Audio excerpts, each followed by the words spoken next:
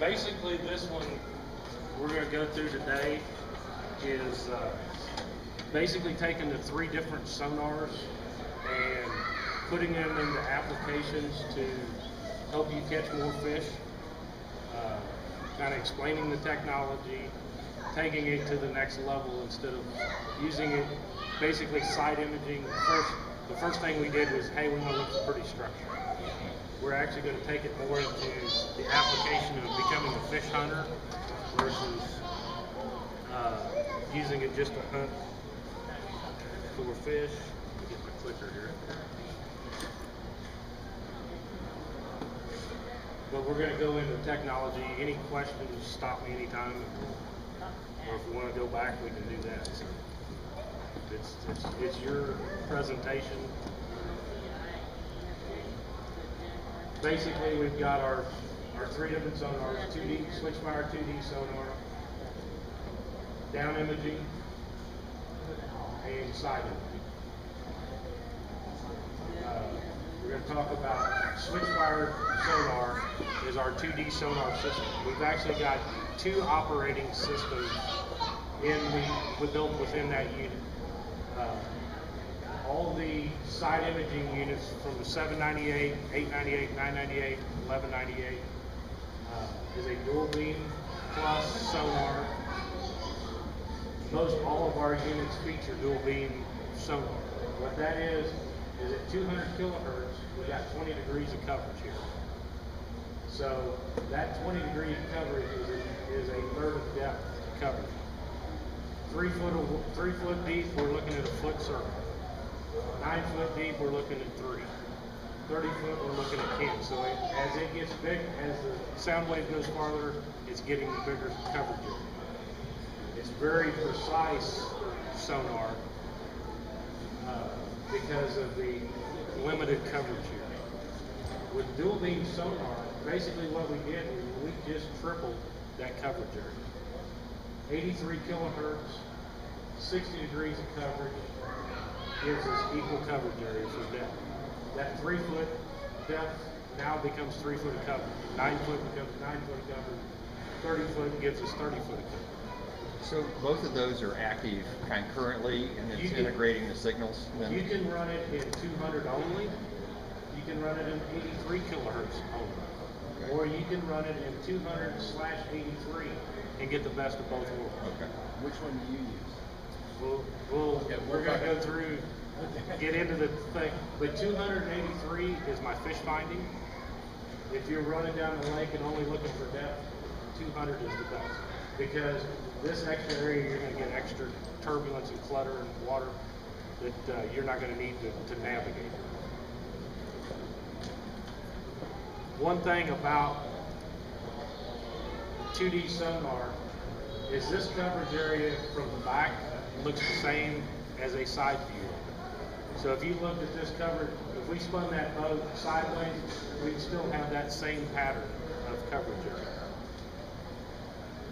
Now, one thing I'm going to highlight here, in Switchfire, basically, we'll use these 2 signals. It's not the same coverage, but Switchfire clear mode, we're looking at the most intense part of the beam.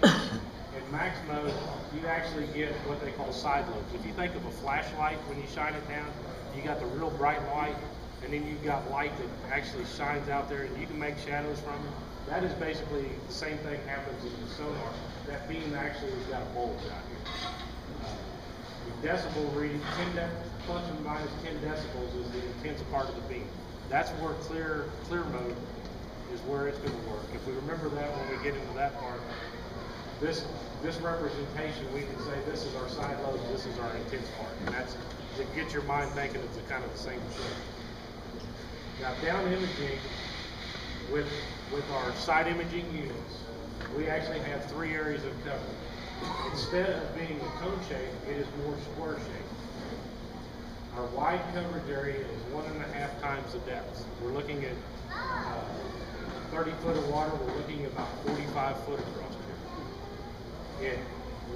It actually is a wider area in wide mode than our dual beam sonar. Medium is equal to depth coverage. In our down imaging only units, you've got a 78, 88 DI. Wide is going to be very similar to that 455 kilohertz setting. 800 is going to be this medium setting. So you're going to get that equal to depth coverage. So we're getting that down imaging beam here. There is a narrow mode with the side imaging units that is more at 20 degree, 1/3 of depth area of coverage. But the thing to look at is in all three of them, in this area up here, if you're picking up more data at the top, it's equal size across the bottom as it is across the top. So these areas up here in the corners, you're picking up where 2D would have missed. So you can get stuff in down imaging that you can't get in 2D, and you can get stuff in 2D that you can't get in down imaging because it's two different technologies. The big thing is understanding our side view of down imaging is very narrow front to rear. So we're looking wide, but we're not looking very far every slice. Every ping is a thin, basically razor slice. As we move that boat, however, by outboard, trolling motor, wind, current, that boat's going forward, it's taking slices. It puts those slices together, and that's how we get picture-like images. Now, side imaging from a rear view, the area of coverage is basically user-defined. From 0 feet to 240 to each side. You can set it, if you set your area coverage to 100, it's only going to show that area of 100. It's basically kind of a banana shape return as it leaves.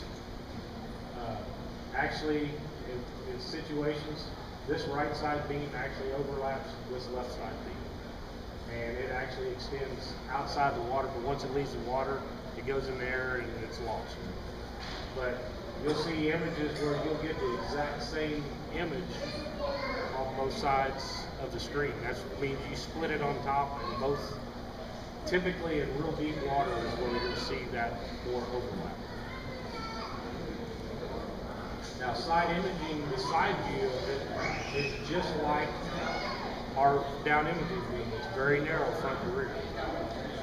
So that is one of the reasons that 2D sonar is still very useful because of vertical fishing, to watch your bait on the screen. Down imaging, that narrow beam, it's more luck of getting the bait to show up in a down imaging or a side imaging for vertical fishing. So do you have to be moving at about the same speed for down imaging as you do for side imaging to have quality images? All you have to do is be moving. And we'll get into how to mess them up, how to make them better, how to make them clearer. Right. Basically set your chart speed to your boat speed. Yeah, I saw that. If you're trolling motor, just drifting, put it on 1. If you're idling, put it 3, 4.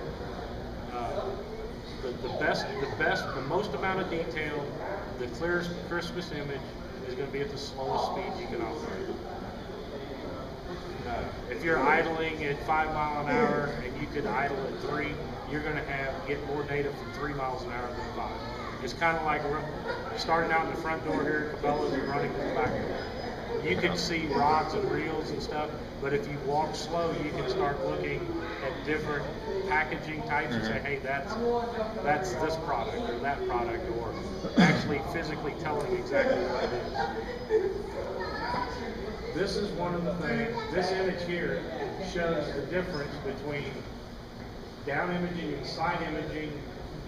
That thin, crisp razor line, we can see these little ditches here on both side imaging and down imaging. But look at 2D. This is one of the things with that big coverage area. Even this was 200 kilohertz only. I switched it down, not a combo view, so I could get the smallest detail. But in 30 foot of water, we were looking at a 10-foot circle. So these little ditches, that ditch probably right there is probably 2 foot deep, maybe 2 foot wide. So that 10-foot circle is basically the same thing as this railing. If it's flat, dropped off to the bottom here, come back up, that railing flat. That ping hit this railing, hit that railing, says it's flat. you can see about one little pixel right there missing on that one. Yeah. See the ditches there, but you see nothing. Very hard to distinguish that there was those ditches in that.